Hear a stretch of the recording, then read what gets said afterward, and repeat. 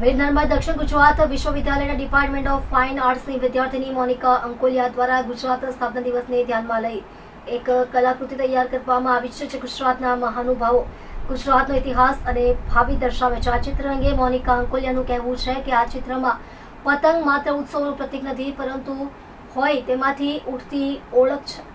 પતંગની અંદર રહેલો ગુજરાતનો નકશો અને સરદાર પટેલ, કવિ નર્મદ, ચરખો, દ્વારકાધીશ મંદિર, સીદી સૈયદની ચાળી, ગુજરાતની ઓળખ, એવા ગરબા વગેરે સ્પષ્ટ રીતે દેખાય છે. આપણા અસ્તિત્વના કેન્દ્ર છે, જેને આપણે ઓળખીએ છીએ અને ગર્વથી સ્વીકારીએ છીએ. પરંતુ બાકીના ઐતિહાસિક સ્થળોને શેડોમાં રાખવામાં આવ્યા છે, કારણ કે એ માત્ર ભૂતકાળ નથી, એ એવી યાદો છે જે હાજર છે પણ સંપૂર્ણ રીતે જોવાતી નથી. એ આપણા ચેતન અને અચેતન વચ્ચે વસે છે.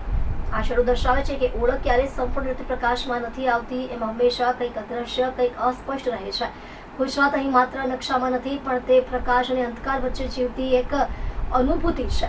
જ્યાં પ્રકાશ સમાપ્ત થાય છે, ત્યાંથી ઓળખની સાચી ઊંડાઈ શરૂ થાય છે. વીર નર્મદ દક્ષિણ ગુજરાત વિશ્વવિદ્યાલયના માન્ય કુલપતિ ડોક્ટર કિશોરસિંહ ચાવડા, કુલસચિવ ડોક્ટર રમેશદાન ગઢવી તેમજ ફાઇન આર્ટ્સ વિભાગના કોર્ડિનેટર શ્રી અંકિત કુમાર ચાંગાવાળા એ આ વિદ્યાર્થીને તેમની કલાકૃતિ માટે અભિનંદન પાઠવ્યા. હેલો, મારું નામ મોનિકા અંકોલિયા છે.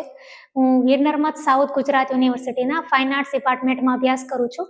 1 મે ગુજરાત સ્થાપના દિવસ નિમિત્તે મેં એક વિશેષ ચિત્ર તૈયાર કર્યું છે, જેમાં ગુજરાતની ઐતિહાસિક ધરોહરને મેં કંડારવાના જરા પ્રયત્ન કર્યા છે.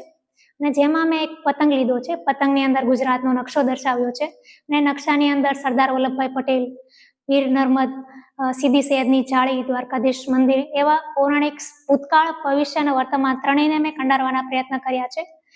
આ ચિત્ર યુનિવર્સિટીના વીર નર્મદ સ્મૃતિ ભવન ખાતે બનાવવામાં આવ્યું છે. એક્રેલિક કલરમાં બનાવવામાં આવ્યું છે.